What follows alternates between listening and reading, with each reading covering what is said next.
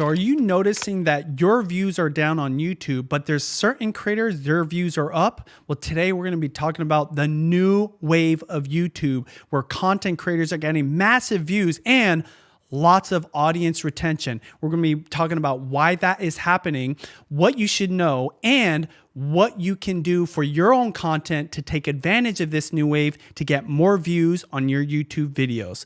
Let's jump into the podcast. All right, welcome back to the podcast. Today, we're going to be talking about the opposite of the last podcast, which is how to get views. The new way to get views on YouTube. Of course, there's so many different ways, and we're not saying that this is the only way or the best way, but it is interesting because Austin brought this up today.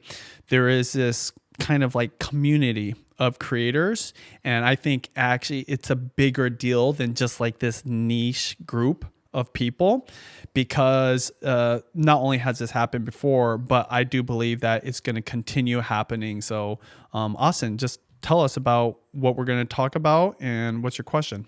Yeah, I mean, I was just on YouTube the other day and a video popped up in my feed and it talked about the YouTube new wave. And it piqued my interest because of conversations you and I have had over the last several months about the way the platform is shifting and the type of content that is getting views, but more importantly, just kind of the vibe of things and how it's both a return to old days of YouTube with some learnings of kind of the old way of YouTube and then brought into a new format. And I just think about these kind of art movements of the past, and this is kind of a reaction to the current kind of like Mr. Beastification of YouTube, and we're gonna get into the details of that. But before we do, I think that Judy is a really interesting use case here.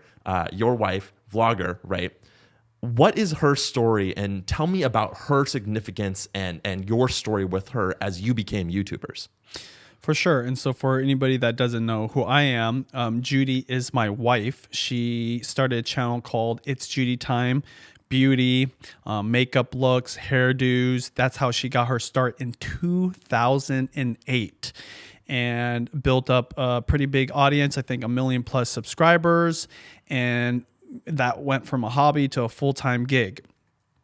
That was the beginning of our YouTube journey. I was just kind of behind the scenes, helping with the business side of things, would pop in once in a while.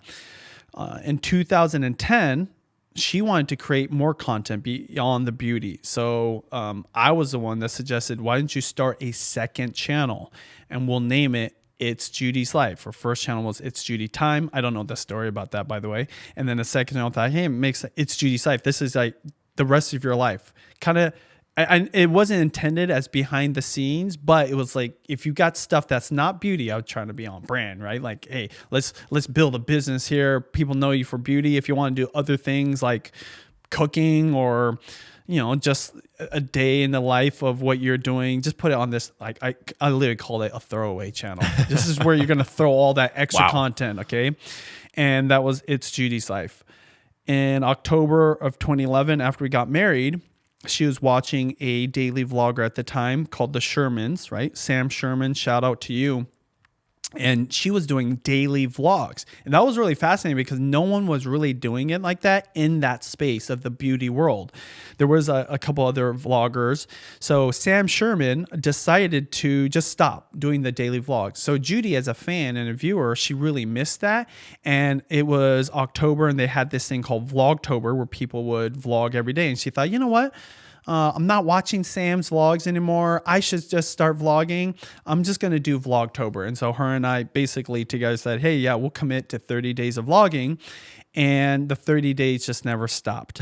What happened was all the fans she had or the viewers on her beauty channel want to see like the extended version of that, you know, the behind the scenes. So how was her makeup holding on for the rest of the day? What else does Judy do? Like, what does she go shopping and buy at the store? That's what It's Judy's Life turned into. And so Vlogtober didn't end after the 30 days. We went right into November and December, and like we have not stopped uploading vlogs. And it was 7 days originally. Now it's 5 days, but 5 to 7 vlogs a week for 13 years now. And It's Judy's Life is a bigger channel for her. It's really her main focus. And that is really the story of how she started vlogging, right? And why she started vlogging, and how it's really become our like what we're known for, including myself. Even though I coach creators and I wrote YouTube Secrets, started channel video influencers with Sean, still more people know me as that. I call it the token dad, token husband to Judy's life. And now we have 5 kids, and so that's the family vlog. That's the story. The reason I ask you, first of all, is because of that longevity, right? That is nearly unheard of on YouTube, right? It is really an anomaly. There are very few people that I can think of that have been doing, especially just one thing, for as long as you and Judy have, right? And a lot of that is the wisdom that both of you had in building the business. A lot of that is the passion that Judy has had for her craft, right, as a vlogger, right? But you've told me in the past, actually, you've compared her to Mr. Beast, actually, in some ways. Like, she is her own beast of her own. She has her own level of her own. What is it that makes you compare her to the big leaguers when it comes to YouTube, right, in that regard? And why is it that you think that she's been able to achieve that? So let's just go into stats, because I didn't mention it. So that channel alone got almost 2 million subscribers, over 1 billion video views. So we're well over 1 billion now, but that's long form content, not shorts, right? And nothing against shorts. I'm just saying it's easier to get views on shorts and go viral. No, this is just content uploads every single day for 13 years. So those are kind of the stats. And then additionally, just like even on Facebook, she got 3 million plus followers there, and got all these other like platforms that she's got influence on because of her being this daily vlogger, right? This mom content creator. And why I compare her to Mr. Beast, one, is because, like you said, she was really one of the first females to do it, because she was the shooter, editor, everything, right? Did it all on her own, similar to Mr. Beast. She's continued to do it, right? So it's one thing to be famous for a year or two, be part of a trend, and then maybe quit or like do something else. No, she's done the same thing for a very long time. And so even Mr. Beast, she's like a senior to him. Now, I'm not comparing them apples to apples. Like Mr. Beast is on a whole nother level, but in her respective space, she is the beast, right? Like whenever creators that used to follow her and now are creators, just like, I used to watch you when I was 13, 14 years old, and now I'm doing my own thing. And why has she been able to do it? Is because she's always followed her own instincts, and she did this for herself. The original motivation to document her life outside of the Vlogtober was because she used to journal in high school and in college, and this just became an extension of it, a video journal of sorts. And she likes that. She likes the memories, especially because we have 5 kids. All of them have traveled with us, obviously, even like raising them. We have those. It's like a live photo album. So that's one thing. Like her motivation isn't views. It's not even making money or the business, even though that is, like our business model. And that's helped her because there's a lot of ups and downs. There's a lot of changes. The platform evolves. Even the audience evolves. I mean, they've grown up. They've started their own families, have their own kids. Like too busy to watch. So, the fact that she's like gone through all that, because it's still the same thing to her, whether it was 10,000 views in the beginning or 100,000 views now. And, actually we've gone higher and lower, whatever. The second thing too is, just from a practicality standpoint, always very simple. She's shooting it. She's editing it. She doesn't have a team. She doesn't rely on other people. Even though I help on the business side and sometimes the creative side, because I'm documenting, I'm vlogging as well.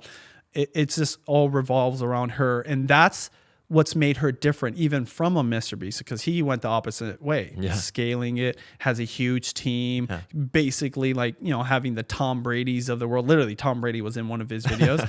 Judy, same house. Literally, we've been in the same house all these years, same process and everything. So it's helped her do this all by herself. I'm not taking away credit from me or our team, but as a creator and the creative that's been. So you combine those two things, and I believe that's her secret to success.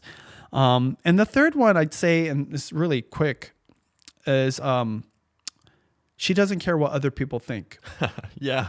She doesn't get the FOMO. She doesn't do this for other people. She did it for herself. So even as views change, trends change, because, there was a season where tons of family vloggers came out. And there was a whole event called Vlogger Fair in Seattle. Yeah.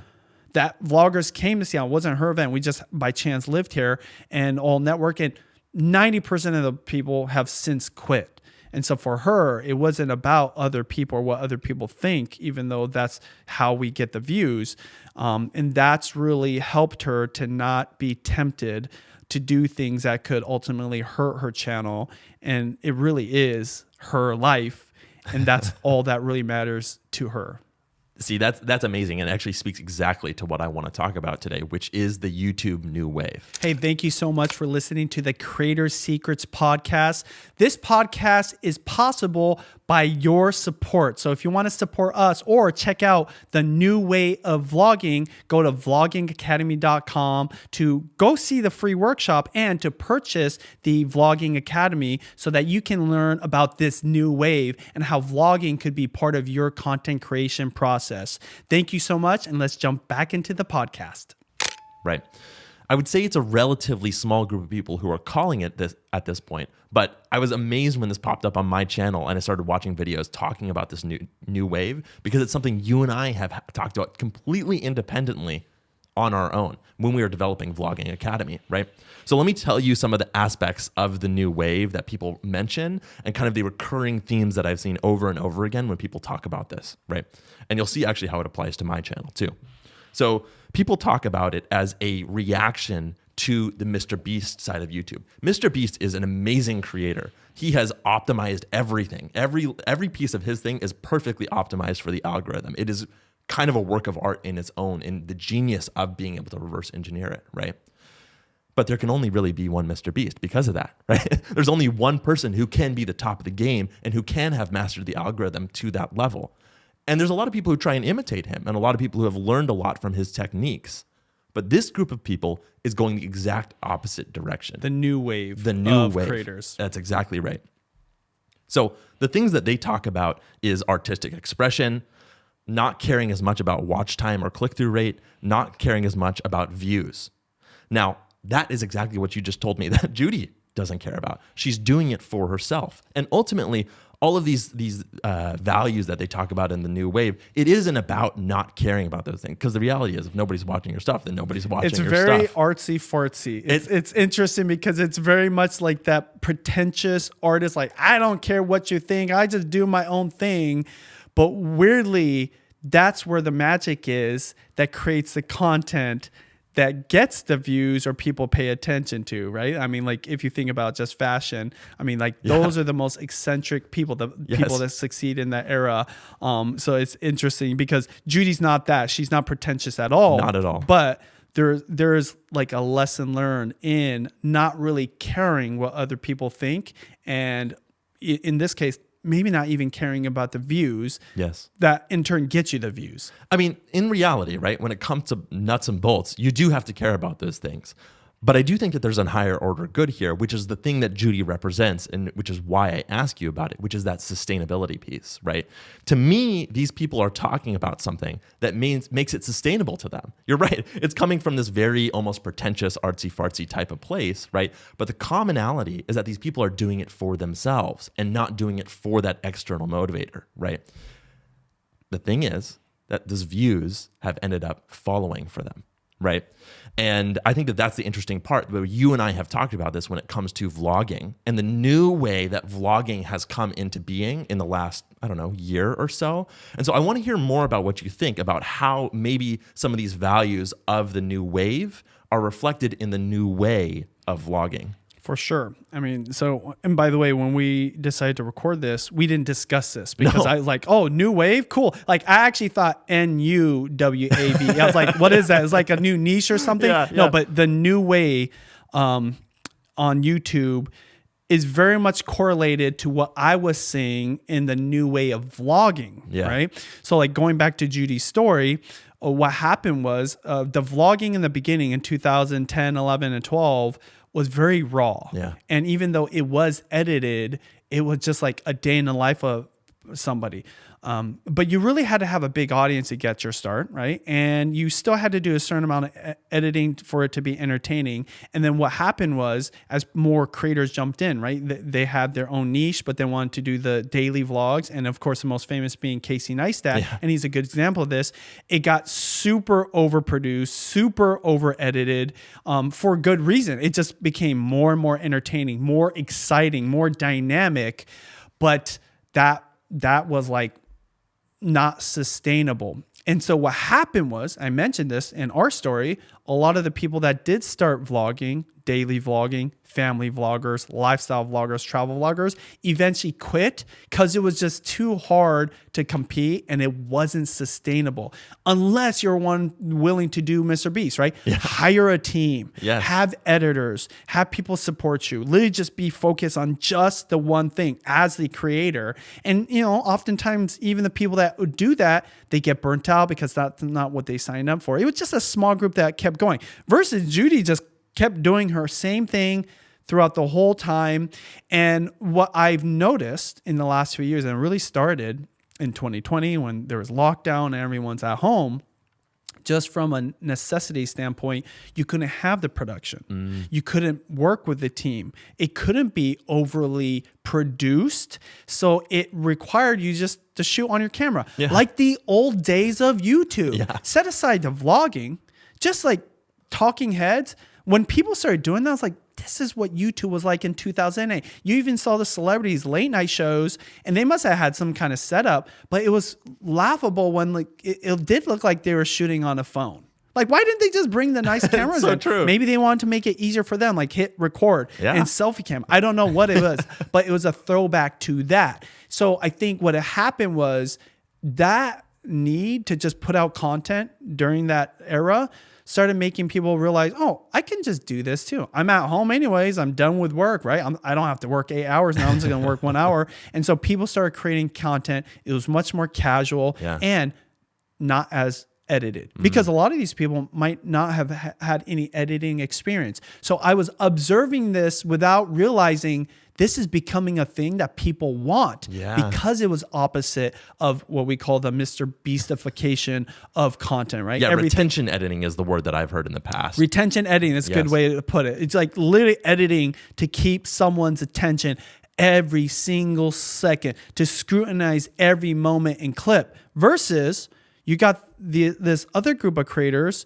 who, like Judy, were just documenting whatever it is that they want to do. And so this is what I mean by you say the new way of vlogging, where, I mean, of course, that's a whole different discussion. You can actually go to vloggingacademy.com if you want to find out more about that specifically. I have a free workshop, but the gist of it is this.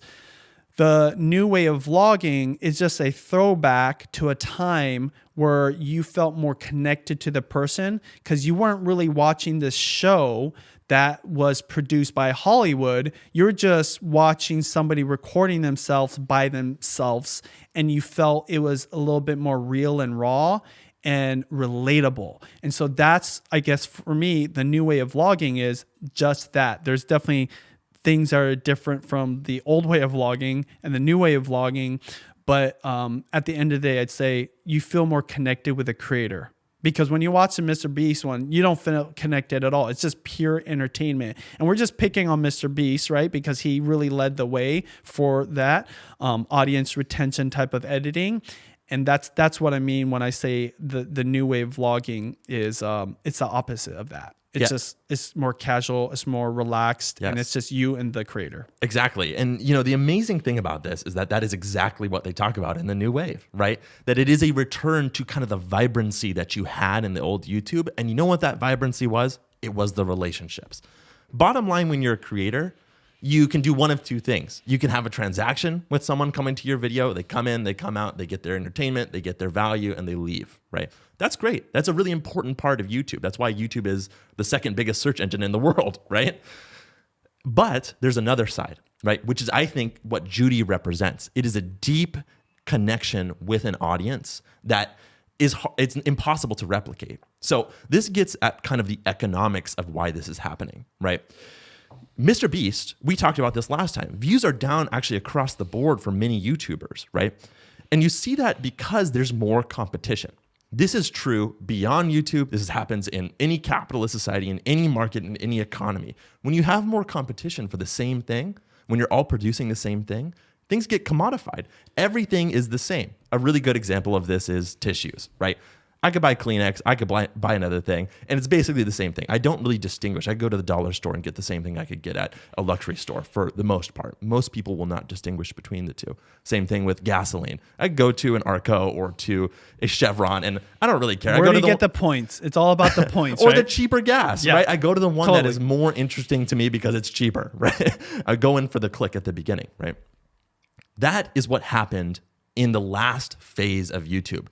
Tons of optimization around views, around click-through rates, around retention, right? And the thing with that was that you ended up having this commodification. Everybody bent themselves backwards for the algorithm. And a lot of people, here are some of the phrases that I saw in the videos, right? The new wave is refreshing, right? That's actually a comment I've seen on my videos, right? It's more about artistic or personal expression. It's less about money or spectacle. And it's a reaction against the fact that everything has been done on YouTube, right? And let me add to that too, to give people a visual of what we were talking about. When we say Mr. Beastification, it's not just for prank videos or entertainment or funny stuff. Think about the cooking channel where like the face is like reactionary and actually it looks like AI edited the whole thumbnail. Yeah. You know, I think about Joshua Wiseman, respect as a chef and as a content creator in the food space, but his thumbnails look like Mr. Beast thumbnails. Exactly. Where he might have taken a picture, but 90% of the thumbnail looks like it was edited on somewhere. So it spread across all genres, all niches. People were just thinking, like you said, editing and really producing for audience retention, exactly. right? Versus what we were talking about was the old school way of doing YouTube in the 2008 to 12, which is it's just the creator, right? It's not the spectacle. It's the person, and that's kind of what you're saying right now, right? Like it's refreshing that we're going back to this time, and of course this new wave. And I might be revealing things you're going to talk about. This new wave, I think, has a lot of love from the next generation, and that's a whole nother discussion. But novelty for the younger generation is always cooler. So they grew up watching Mr. Beast, and of course they watched it and loved it and watched other people. But then when there's this new thing, they felt like, oh, this is cool. Exactly. It's like if everybody was into, you know, for my age, everybody was into like Hondas or Japanese cars, and you would trick it out and make it look all nice. And back in the day, we used to buy like the old crappy Honda and fix it up. And then, you know, then you got the kids with money and they're getting the brand new Honda and fixing up. And then everyone's competing. And then you got this other kid, right? He's like kind of quiet kid. And he's like, you know what? I'm going to buy the muscle car. Yeah. You know what? And I'm not even going to trick it out. It's going to have a nice engine. It's like we call them sleeper cars. And then that becomes cool because it's different. But not even better than the Hondas that are tricked out. It just was a novel thing. And then guess what? You start getting this kind of group of people. The same thing happens on YouTube. And that's what I'm assuming is the new wave, right? Exactly. It's just the new thing. But just like the car example, guess what? People were driving those muscle cars 30, 40 years ago. In our case, it's not decades. It was literally a decade ago. And that's why I don't think it's surprising, but there's like some nuances, right, for this new wave that I think is important for creators to understand when it comes to like understanding what gets views on YouTube now. Because the last podcast was why you're losing views. Now we're talking about why these channels are gaining views. That's exactly right. And I'll just want to nail the point that you were saying home here, which is that this is what happens in any industry, not just YouTube. It happens on every social platform. It happens in every market, in every economy, that when things get commodified, the only way to break out of that is to differentiate yourself, to make yourself different. So the cooking videos that are making Mr. Beast type thumbnails, why are they doing that? They're not making Mr. Beast content, right? They should be differentiating themselves in my mind. Now, I'm sure they're getting lots of click-through rate and there's a lot of really smart reasons why they're doing those things. But the new wave is explicitly taking those things and pushing back against it and saying, this is not why we're here. We're not here for the transactional click. We're here for the relationship with the audience, right? This gets to the big thing that you're talking about, which is what you should do as a creator, right?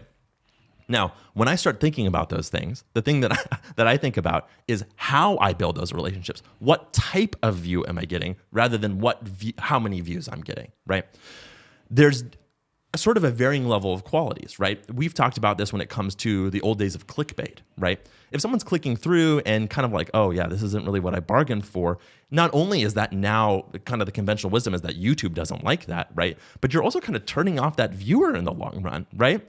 You're not building a relationship with them when it comes to those things, right?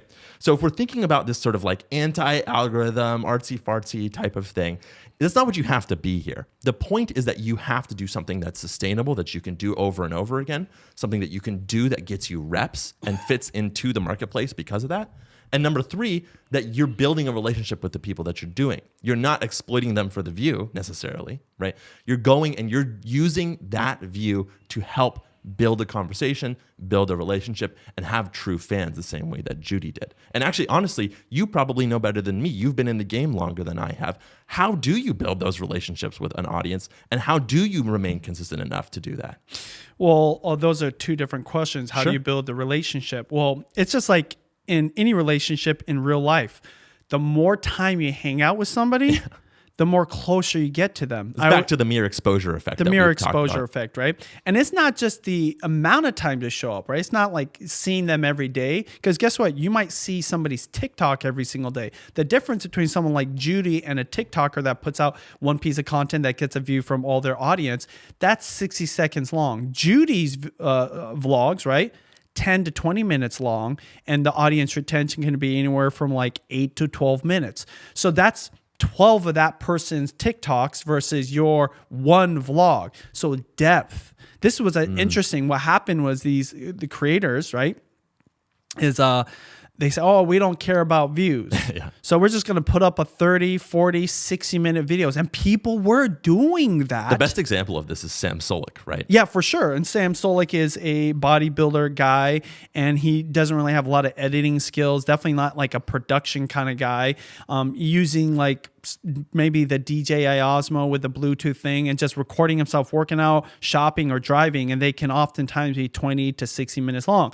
But guess what happens? If you're really into what he's saying and what he's doing, working out and teaching about bulking and then just everything around that, you'll watch it for 20 to 30 minutes.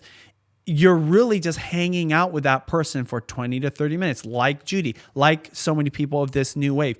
They didn't care about the view, but because of that, they created the way they wanted to, and that created, and this is like the cliche word that I think is coming into style again. That's not going to be cringy because people say, oh, be authentic. Yeah. Be authentic, right? Well, how are you supposed to be authentic when it's overly produced, when it's all about audience retention? Because the authenticity doesn't come through then.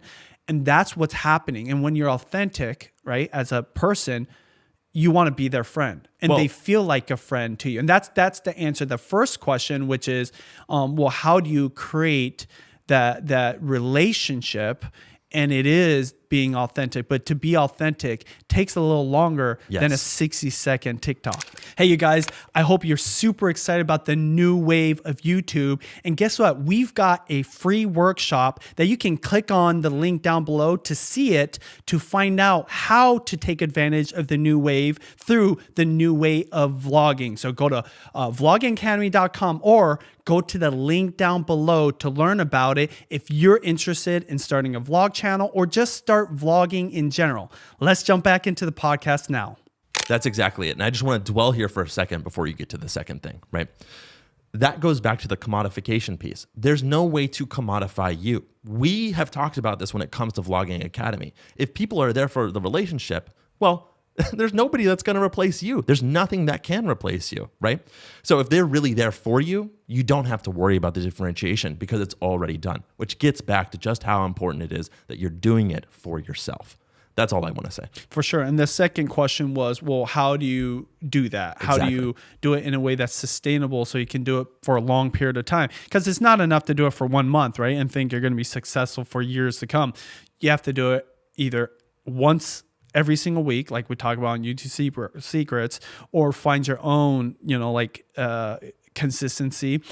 I would argue it's better to show up every day. This is why Judy's viewers feel so connected, because she has become part of their daily habit. And that's powerful. Just flip open the laptop. Yes, we're still using laptops, kids, right? And you're watching the video and you're letting it play for 10, 20 minutes or whatever. And some people, it's every single day that we're uploading. So how do you do that? Like from a content creation standpoint, you have to keep it really simple. Yes. So we talked about Sam Solik. Almost no editing. I don't even think he edits. I think he literally takes his 10-minute clip along with his 20-minute clip and then his 5-minute clip in the car, mashes them together. And I don't even know if he watches it, and he just uploads it. Judy, guess what? She does actually edit. So she is part of that old school, old style of vlogging, right? It is still produced, but she's the only one that does it. She's gotten really good over time, and she doesn't overdo it. I would argue she's part of that old school vlogging camp, right? But she loves to do it. So it's sustainable because she loves it. It's a passion for her. I think that's definitely an element to it. And I think more important than it's a passion, you're creating content around something you're passionate about. See, the danger of Mr. Beastifying something for audience retention, it can quickly become something you never intended to create. And when you start doing that, what I know as a creator, and I'm sure there's creators right now listening to, it's like, my soul is dying. I'm just doing it for the click. Seriously. And for the audience retention. I've kind of lost myself in the process. Yes. And even though, I'm getting these views, what's worse is if you're not getting views and you're trying it, right? Yeah. But even if you do get the views and you're making the money, it's like, it's not who you are. It's not authentic anymore. So what you're finding is a lot of other people like, I want to go back to the old way, like when I used to do it. I'm actually hearing this, by the way, this is not something new. I'm quitting YouTube, or things are changing. We all know those clickbaity titles, right? And one of the elements is I'm letting go of my team, or I'm not using it anymore. I'm editing my content. So it's like the creators are finding their way back to that authentic place, because both they know that's what's necessary, but also it is just necessary for their own soul as an artist.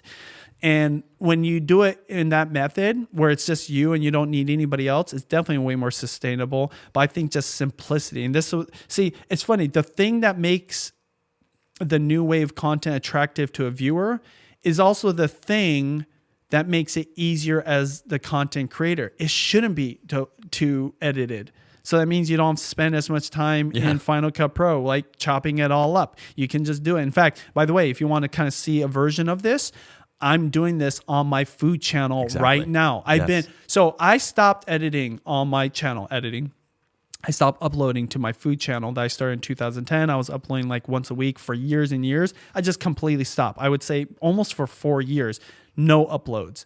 And then last November, I decided, you know what? I'm going to utilize the new wave. I didn't even know about the new wave. I just call it the new style of vlogging.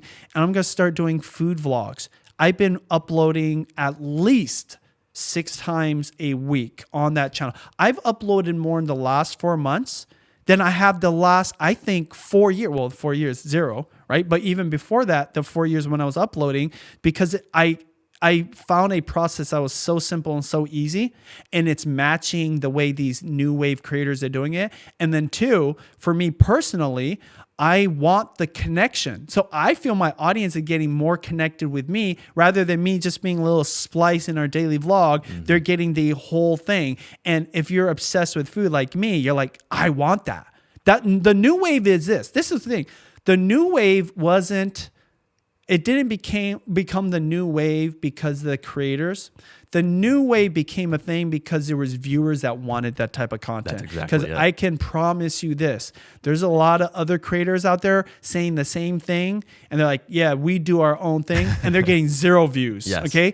But when there's a connection to like, this is my way of doing it, and in this case, the new way, the more casual way, the new style of vlogging, and this demand of people wanting the unedited version, the more relaxed version, the opposite to the Mr. Beast type of content, then you've got magic. And that's how the new wave came to be. And this is how I've gotten more views in 4 months than I did in 4 years, more AdSense income. So that was a lot. But does that explain? It totally does. Yeah. And I guess that you hit it again for me, what I was going to say next, which is that I think the thing that I'm coming away with this conversation from is there is space on YouTube for so much.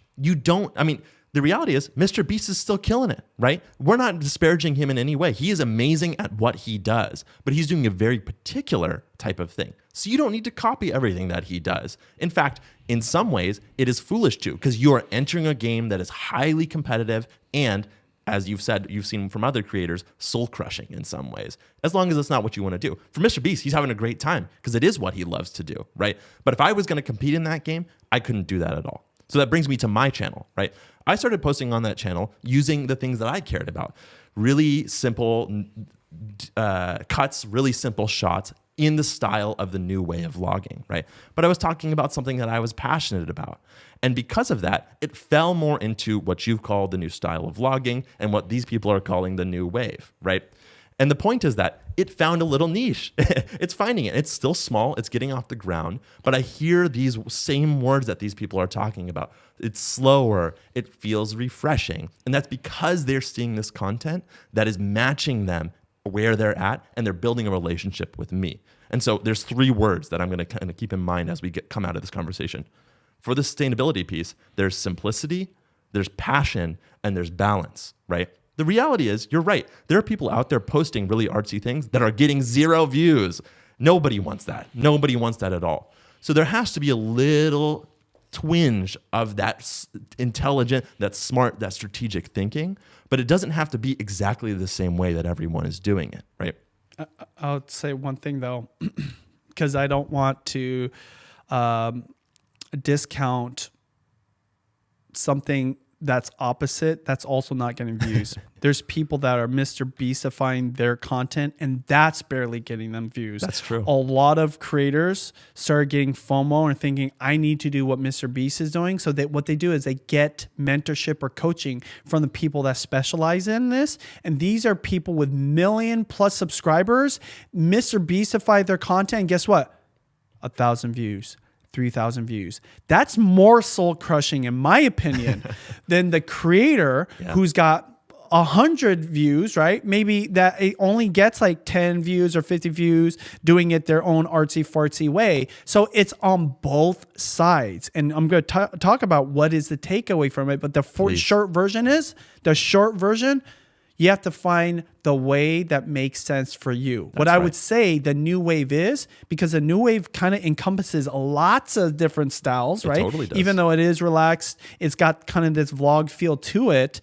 The creator is being connected with the right type of content, with the right type of community, and that is for you to decide. And of course, views might determine when that mix is hitting right now, because that, to me, and that's what's sad about it, when people think they need to go to this event and then they buy this course and get this coaching and pay tens of thousands of dollars to have that Mr. Beast create bug-eyed thing, like explosions or whatever related to their niche, and they're like audience retention type of editing, right? And they're like loud and whatever, and then barely get any views. Less views than when they were doing it the way that was more congruent with their style, with their passion, right? And with what the audience signed up for. That to me is soul crushing to me as someone that cares about creators, because I know you're trying to better your content because you want more views, right? To build a business or do whatever it is. And it's not working for you. And you're just on this treadmill that's just like, it's never ending. And guess what? Inevitably happens. You quit. Yep. And so anyways, there is wisdom in the old way and there's wisdom in the new way, right? And so your job as a creator is to find that balance, right? That's why I use that word. But I think that we're both coming to the conclusion, especially if you're new, especially if you're not at Mr. Beast levels of success, you bias towards authenticity and start from that place. And you can always get strategic later. Just post. So I'd love to hear your takeaways. Okay, you guys, I always love to leave people, especially creators, with takeaways, right, from the discussion. because I don't want you to waste your time. Number one takeaway is this. There's tons of ways to get views on YouTube. We're talking about this new wave, but even within the new wave, right?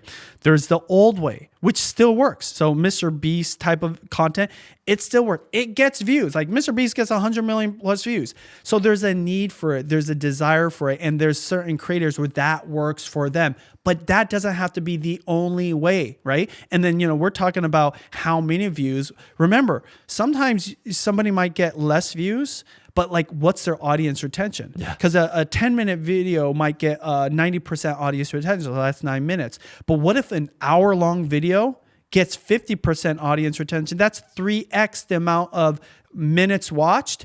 Not only is that important to YouTube, by the way, but guess what? That's important to the viewer because they're hanging out with you longer. Yes. And even though like the Mr. Beast version is way better entertainment-wise, right?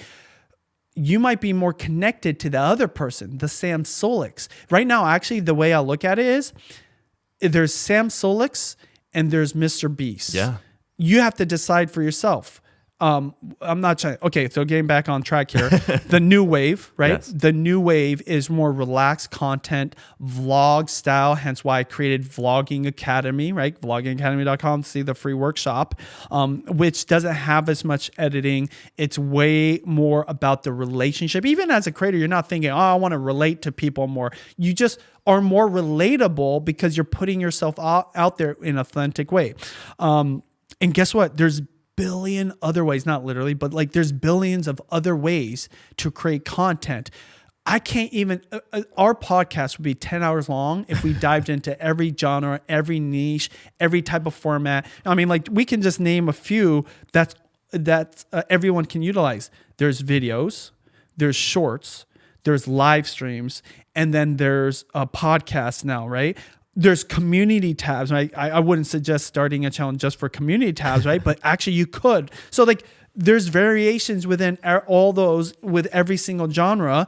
And that's my point. You have to find the one that aligns with you, right? Like the one that aligns with your passion, aligns with the community you want to connect with. They consume different types of things depending maybe on their age or, like where the cool kids hang out, where they want to hang out. And there's also ways we don't even know. Yeah. There's ways that are going to come up, right? We're talking about the new wave. I was joking. The new wave will be the old wave one day. It will be. Okay. Yeah. And so what's important is that you're always paying attention and you're always like finding out by experimentation what's going to work for you, because I can promise you, Mr. Beast isn't the only way. No. Sam Solix isn't the only way. No. Judy isn't the only one No. that is a beast in her niche.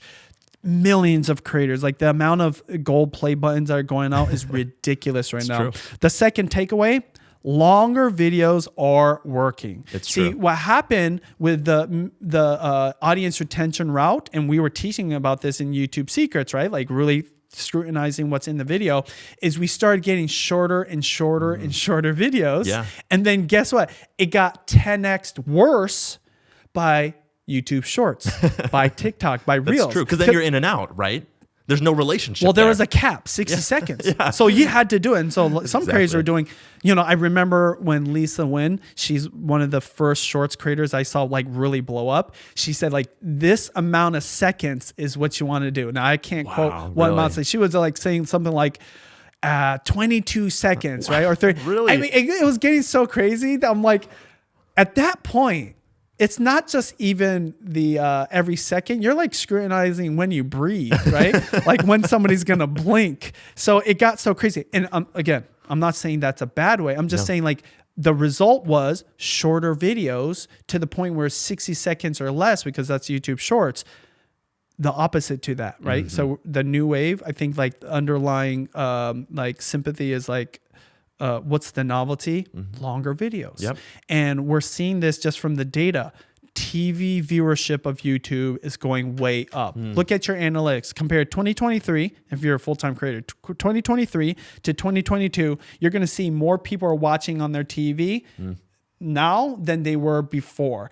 And that's only going to continue to grow as a YouTube app is used on these smart TVs. And guess what? People want longer videos because they don't want to keep switching, right? I know that Shorts is available. I've never seen how it works, but like how you... I'm not going on my TV and watching Exactly. Shorts. Even if it's automatically switching, it's like, I want to get popcorn and be able to like take a bite of my popcorn and still know that I'm on the same video. Like I watched a 20-minute video about Eric Rupert. He's like a French chef in New York City, and it was about his restaurant, how he got 3 Michelin stars. That was 20 minutes of me sitting on the couch, having a drink of bourbon and talking to my wife, right? And so my point is this. There was a time where that wouldn't work as well because guess what? You watch that on TV. Yeah. Now YouTube is a TV. Yeah. And longer videos are working to the tune of sometimes 60 minutes. Yeah. And especially in the podcast realm, I talked about this on Lost podcast. I listened to a 3-hour conversation with 2 people I generally don't follow or really care about. I respect them, right? Cat Williams and Shannon Sharp, because it was just available and it was entertaining enough. This applies there. So longer videos are working. Find out how that works for you, if it's appropriate for you. But even Mr. Beast says, yeah, I'm relaxing things a little bit. I am going for longer videos. The third big takeaway is YouTube and user behavior always changes. Yeah. That is not new. There's these eras, and it's just like fashion, like 90s fashion is coming back. Yeah. So people are wearing these, they call them dad sneakers. Neutrally, what's it called? Dad sneakers? What is it?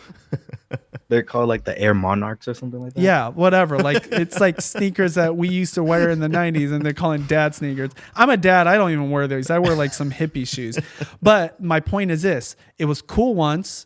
It got out of fashion. Now it's cool again. Yeah. Same thing happens on YouTube. But even the user behaviors, the viewers' wants will change as well. That's right. And the new wave is a result of these cool kids, young kids, I think, but even like of my age, saying like, I don't want that crazy over-edited stuff. I want to sit and stay relaxed. I have to use this example because I talk about Joshua Wiseman getting Mr. Beastified. The opposite to him in the food world is a guy named Kenji Lopez. He just happens to live in Seattle. I've never actually met him. I've seen him once. He came to my event, never said hi. That's a whole nother story. But in 2020, 21, 22, he went from doing edited stuff and he was working with big publications that had production teams to literally everyone's locked down, and he would do food videos by himself with a GoPro on his forehead showing. And I remember watching this like, how the hell is this guy putting up videos like this and then getting views? Me, as like the guy that like understands YouTube is for different people with different, I'm like, and I'm sitting here watching the whole 20 minutes. There you go. I learned how to do chicken wings in an oven because of his 20-minute video where there was no cuts. And by the way, this wasn't a one-off video. Hundreds of videos. He did hundreds of videos. And I mean, like any creator that has to edit kind of hates him a little bit. Like he didn't edit. He just threw those up there, kind of like Sam Solik. So it's not just the celebrities that you know, it's happening the polar opposite. And so like the viewers wanted that because the Joshua Wiseman version, I mean, the way I actually ironically found him was through TikTok. Oh, really? Because he was like doing cool TikToks and I would see the longer videos, but the longer videos being 6 to 10 minutes. Kenji Lopez's video is sometimes 20 to 30 minutes long.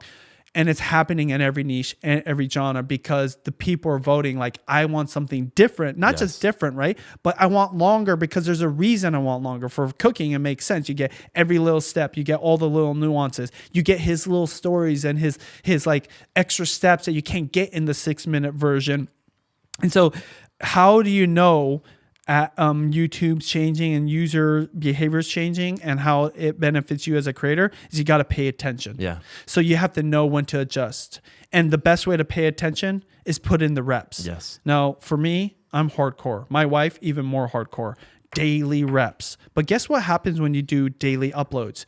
You get a lot of data. And when you get a lot of data, you make better decisions. Now, I'm not saying you have to do daily, but guess what? Any creator knows when they're in that season of hustle, they learn so much about the viewers. They learn so much about the platforms. And most importantly, you learn a lot about yourself. Yeah. But when you sit there and you don't do anything, by the way, I've had those seasons myself where I just didn't upload anything forever, right? You learn you're sad and depressed.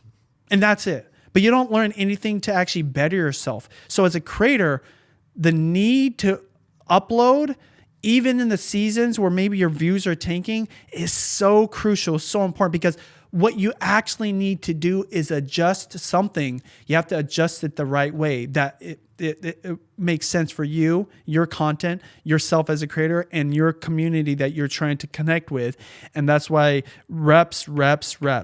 Upload, upload, upload. One of the reasons I love shorts, it gave you an outlet to upload every single day with a lot less risk, because let's be real, it doesn't take as much work to do that. You still get a little bit of data. You get a little feedback. You get some engagement. People leave comments. People are saying this and that. I like that. You know what? This ain't what I signed up for. I'm going to unsubscribe. Still a good thing, like to like read all that. I call it the green lines of Matrix. Until you put out the video, until you make the post, you won't get any of that. So whatever the reps mean to you in terms of how often you do it, you just have to do it, because I'll end with the other thing that makes Judy powerful that I didn't mention. Makes almost every creator powerful that's succeeded over a long period of time. Be willing to do something different. Don't do the same thing because you think that's what was successful before. It's going to make you successful. You know, you're thinking like, I'm just going to do more of it. I'm going to be harder, right? And then people make these like New Year's resolutions. Like, I'm just going to go 10x. I've seen creators do this. Oh, yeah. They're trying to like go back to this day where they were like on top dog. Like, I'll just do more of it or whatever. I'm all about that. I you know, when it comes to working out, it works. But guess what? Sometimes you just need a different workout. Yeah. Sometimes you need to work out a different muscle. Yeah. Maybe you need a different activity. Maybe the reason you couldn't 10x in the first place, because you're just bored with it. Yeah. You need a new outlet. So changing, and Judy has always been willing to change, and more importantly, wasn't afraid to change, because again, she didn't do it like just like these artsy fartsy creators. She didn't do it for the views. She did it for herself. And so as a creator, as her interests change, right? Beauty to lifestyle to mommy, and then back to the lifestyle, she was willing to do it. Start whole different channels from zero, right? And that's a whole nother discussion for another day, the power of starting from zero, especially right now on YouTube. But those are the takeaways for creators if you want to know how to take advantage of not just the new wave of YouTube, just what is going to be novel and what's going to be next.